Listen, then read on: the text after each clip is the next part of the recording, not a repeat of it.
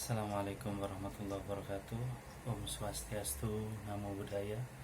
Salam sejahtera bagi kita semua.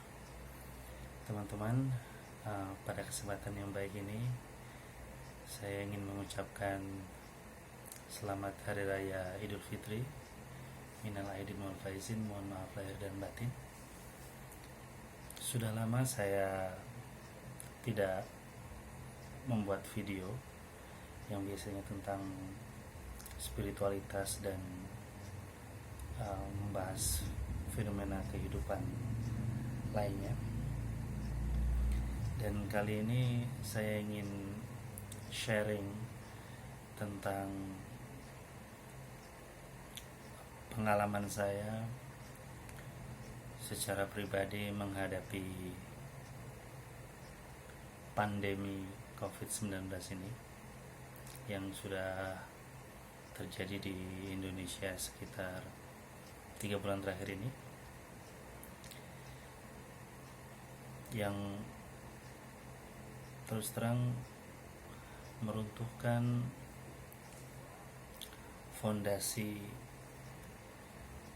keyakinan banyak orang terhadap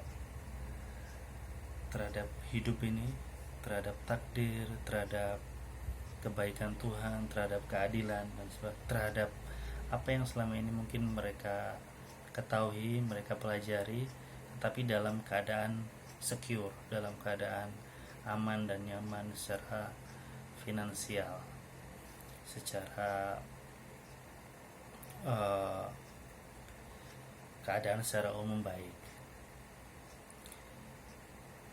5 tahun terakhir saya bekerja di Jakarta di satu lembaga pendidikan yang membuat saya merasa secure, tidak terlalu memikirkan apa yang akan terjadi di masa yang akan datang.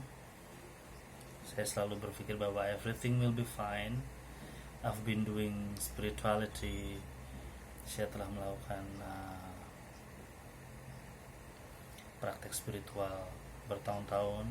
Artinya saya bermeditasi, saya juga melakoni diet vegetarian, tidak makan daging, berusaha sebisa mungkin untuk tidak menyakiti makhluk hidup.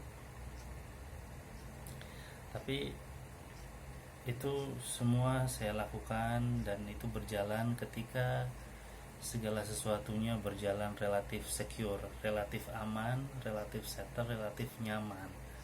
Tidak ada goncangan yang berarti yang membuat saya harus mengkhawatirkan apa yang terjadi di masa yang akan datang, sampai sebulan ke depan, 2 bulan ke depan. Tetapi ketika terjadi pandemi COVID-19 ini, saya harus dirumahkan menunggu sampai waktu yang belum ditentukan untuk bisa kembali bekerja. Dan untuk pertama kalinya dalam hidup saya mencatat gerak batin saya mulai merasakan kekhawatiran. Ya mungkin gerak batin, gerak pikir ini juga sudah dialami ribuan, puluhan ribu, ratusan ribu, atau bahkan jutaan orang di Indonesia, di negeri kita ini, sejak terjadinya pandemi ini yang menyebabkan begitu banyak orang di PHK atau dirumahkan atau harus work from home yang menyebabkan pendapatan mereka berkurang. Selain pendapatan, gerak mereka juga terbatas. Terus terang, kalau masalah gerak, masalah pergerakan, mobilitas, saya adalah orang yang terbiasa senang di rumah, senang di satu tempat merenung, sehingga itu tidak begitu membuat saya merasa terbatasi. Tapi mungkin karena dilema pikiran yang dihadapi sekian banyak orang, masing-masing orang di waktu seperti ini berbeda-beda tingkatnya, bisa dari parah sekali sampai bisa membuat orang gila dan bunuh diri, putus asa, bisa sangat ringan yang artinya tidak mengalami kendala yang berarti, karena mungkin ada beberapa orang yang bahkan tabungannya masih banyak, atau dia bekerja di institusi yang sudah sangat mapan, sementara segala hal lainnya cukup menunjang. Atau yang terjadi pada diri saya mungkin tidak sampai sangat parah yang bagaimana yang membuat saya frustasi sampai harus bunuh diri, tapi bagaimanapun kekhawatiran itu muncul ketika kepastian yang diharapkan, artinya apakah nanti akan kembali normal sehingga bisa kembali bekerja seperti biasa, itu belum terlihat, sehingga muncul kemudian kekhawatiran, keraguan, dan bahkan muncul pertanyaan terhadap apa yang selama ini saya pelajari tentang karma, tentang spiritualitas, tentang bahwa orang-orang yang mengabdikan dirinya pada hal-hal yang bersifat ruhani, bersifat ilahi, itu dijamin kehidupannya, kebutuhannya tidak akan kekurangan. Itu mulai sedikit mengusik ruang pikiran, ruang batin saya. Walaupun sampai sekarang saya tetap tidak jadi jatuh miskin sampai tidak bisa makan atau apa. Tetapi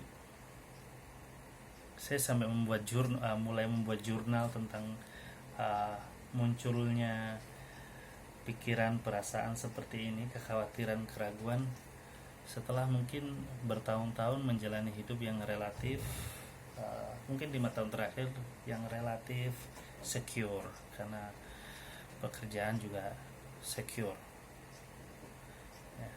Tapi dengan seperti ini bisa jadi bahkan mulai memikirkan kemungkinan terburuk, dan pikiran seperti itu saya acknowledge ada, dan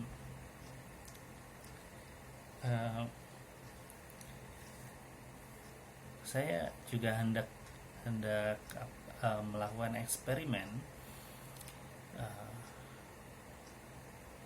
dengan satu janji yang pernah saya baca di sebuah buku karya Bapak Anand Krishna, bahwa orang-orang yang menjalani hidup ora et labora, yaitu menjadikan hidupnya sebagai doa, sebagai persembahan kepada Tuhan, yang artinya hidupnya hidup berketuhanan, berusaha menyebarkan kasih sebisa mungkin dan sebisa mungkin tidak menyakiti, itu akan dijamin hidupnya tidak akan berkekurangan. Sementara tiba-tiba pikiran tentang kekurangan, ketidakberdayaan itu mulai masuk dalam pikiran saya dan membuat saya ragu tentang apa yang saya pelajari selama ini. Sehingga saya ingin melakukan eksperimen beberapa waktu ke depan tentang keadaan batin saya sendiri. Kemudian saya juga akan melihat di sekitar saya bagaimana kejadian-kejadian atau fenomena-fenomena di sekitar saya ini itu akan berpengaruh ke batin saya. Apakah kekhawatiran itu akan seperti ini akan terus ada di tengah ketidakpastian, atau kemudian bahwa sesuatu yang menjadi landasan saya dalam hidup, yaitu kerohanian, kasih dan sebagainya, itu akan mulai bekerja dan akan membuat saya semakin yakin bahwa everything is going to be alright if you are doing something right. semuanya akan berjalan benar jika kamu melakukan hal yang benar. Itu yang akan saya eksperimen beberapa waktu ke depan mulai sekarang, karena inilah saatnya bereksperimen tentang apapun yang saya pelajari di saat segalanya masih secure, masih nyaman, masih relatif terkontrol. Dan sekaranglah saatnya di tengah konflik ini, apakah kesadaran ini bisa dipertahankan atau bagaimana nanti gerak batin ini bisa saya kelola sehingga saya bisa survive, keluar sebagai pemenang, yang artinya memenangkan kehidupan, memenangkan keadaan, karena saya menjalani segala satunya dengan kesadaran. Dan mungkin beberapa waktu ke depan ketika perkembangan itu terjadi, keadaan membaik, saya mungkin akan sharing lagi bagaimana kesadaran, hidup yang berkesadaran, hidup yang berketahuanan itu bisa menyelamatkan diri kita. Dan sampai sekarang pun saya masih selamat, dalam artian saya masih tidak kekurangan satu apa, hanya mungkin keraguan-keraguan itu mulai muncul di tengah ketidakpastian. Dan bagaimana hidup berkesadaran bisa mengatasi, melampaui keraguan, dan menjadikan segala sesuatu yang dianggap tidak menguntungkan ini menjadi sesuatu yang menguntungkan, menjadi sesuatu yang baik bagi diri saya dan bagi orang-orang di sekitar saya dan bagi kita semua, termasuk Anda yang bisa mengakses sharing saya. Terima kasih, demikian untuk saat ini. Namaste.